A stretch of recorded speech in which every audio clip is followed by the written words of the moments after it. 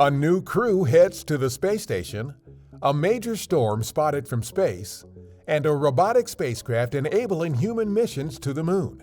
A few of the stories to tell you about this week at NASA.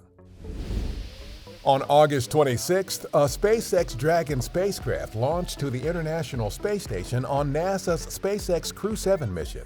The next day, the four-person crew, including NASA astronaut Jasmine Mogbelli, arrived at the orbital outpost and were welcomed aboard as part of the station's Expedition 69 crew. They will spend about 6 months conducting research and technology demonstrations on the space station to benefit life on Earth and future Artemis human exploration missions to the Moon and eventually to Mars. External cameras on the space station captured views of major Hurricane Idalia on August 30th, not long after the storm made landfall near Keaton Beach, Florida, as a Category 3 storm with winds of about 125 miles an hour. At the time, Idalia was moving north-northeast at about 18 miles an hour toward the southeast United States. Prior to landfall, the system had reached Category 4 storm status with winds of about 130 miles an hour.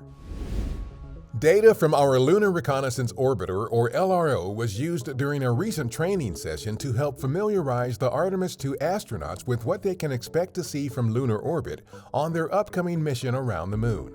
The training involved scientific visualizations to help them identify lunar landmarks, geological features, and areas of interest for future Artemis moon landings. LRO has returned a treasure trove of scientific data during its 14 years of observing the Moon. August 30th marked the 40-year anniversary of NASA astronaut Guy Bluford becoming the first African American to fly in space.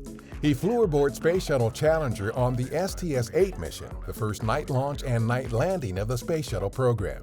Bluford was a member of NASA's 1978 astronaut class, which included the first African Americans, the first Asian American, and the first women astronauts. That's what's up this week at NASA. For more on these and other stories, follow us on the web at nasa.gov/twan.